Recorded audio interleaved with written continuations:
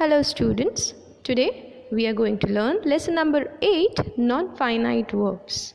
Now you might be wondering that in the last chapter I have told you that the verbs have types. First is transitive and the other one is intransitive. But here I am giving you one more name, that is finite and non-finite verb. What are they now? Let's understand them with a quick and a short difference. Let's find out what are finite verbs. Finite verbs change their form according to the number and person of the subject and the tense of the verb. For example, my mother bakes delicious cakes. My mother baked a cake for me on my birthday. Next we have non-finite verbs. They remain unchanged irrespective of the number and the person of the subject and the tense of the verb. For example, I want to play the piano. She wants to play the piano. They want to play the piano. Now, just think about it. Finite verbs are changing according to the tense and the number of a person in the sentence, whereas the non-finite verbs remain unchanged and they are not getting affected even by the change in the number of person as well as tense. Here we have the non-finite verbs for understanding. You have knowledge about finite verbs. The regular verbs are known as finite verbs, which can be changed, which can be altered according to the tense, but not as you have read about the patterns of verb in the sentence, that there are different patterns. So now it is the time to identify those patterns and the types of those patterns basically. Here we have non-finite verbs and they are of three types. The first one is infinitives, the second one is participles, and the third one is gerunds. Here infinitives means to plus verb's first form. Then the second one is participles. There we have a verb plus ed, d, t and more additions to the verb. Then gerunds is like an ing form of the verb, but they are used as the noun in the sentence. Let's move further and talk about these three types in detail. The first one is infinitive. What are infinitives? An infinitive is a non-finite verb in its base form and is usually preceded by the word to. Infinitives function as nouns in a sentence, acting as subjects, objects, or complements of the verb. For example, I want to travel to Hong Kong. Here, want is your main verb, or you can call it finite verb, but to travel is your non-finite verb and it is treating itself as an object of the verb. Next we have to travel to Hong Kong was my dearest wish. Here to travel is your subject in the sentence. Then next you have the plan is to reach Kasol by 10 o'clock. Here the plan is and then to reach is the complement of the verb. Here, verbs like explain, agree, ask, choose, prepare, learn, fail, and remember are often used with the infinitive. I want to explain you something. So here, want can be according to the tense, but explain will not change as it is non-finite verb, and it is the first type of non-finite verb, that is infinitive. Then we have the next topic, that is participles. Now what are participles? You might have heard about them when you were learning tenses. Participles, what are they? Participles are verbs which perform the function of an adjective in a sentence. An adjective in a sentence? How is that possible? For example, growing children need proper nourishment.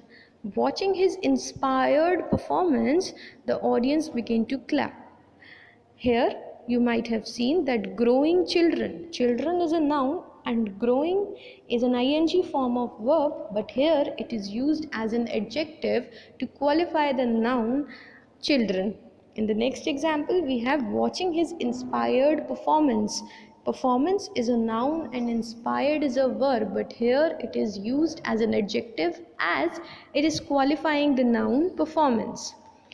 Now let's find out what these participles are. Basically, participles are just like verbs, but they are treated as the adjective in the sentence.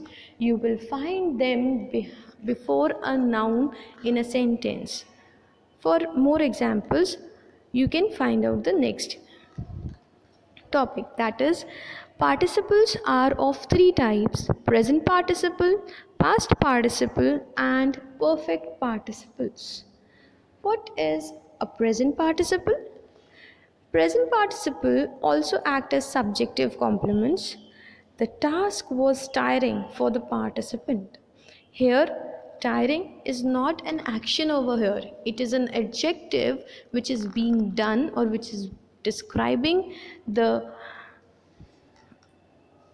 task for the participants. So present participles formation is first form or the base form of the verb with ing in it. Then past participle have the form of verb and we add ed, d, t, n or n in this. For example, the broken doll could not be repaired.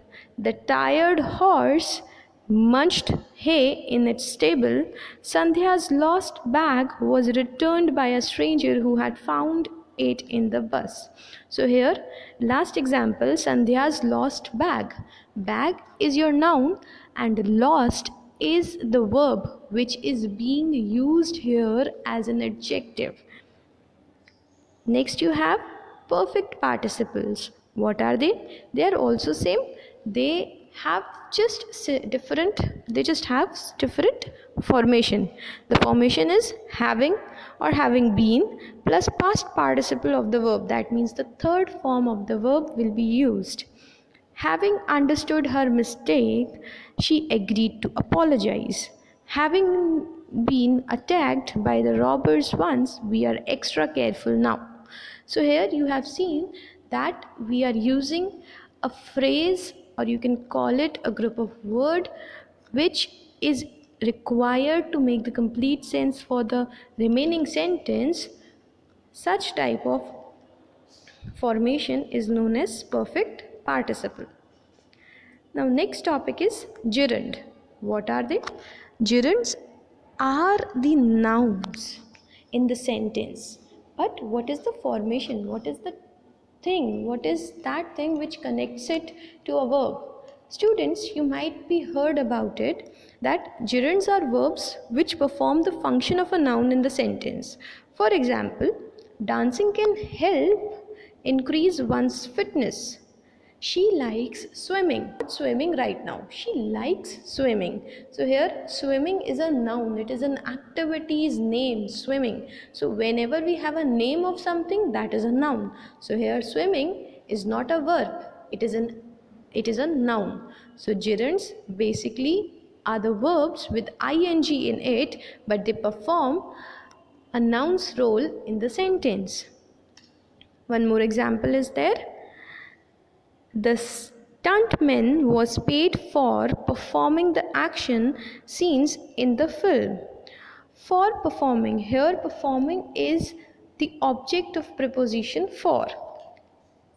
Next we have these three were the types of the non-finite verbs. I hope this is clear to you. Still, you have any doubt, you can read the chapter one more time and then you can ask all your doubts in the live classes. Thank you, students.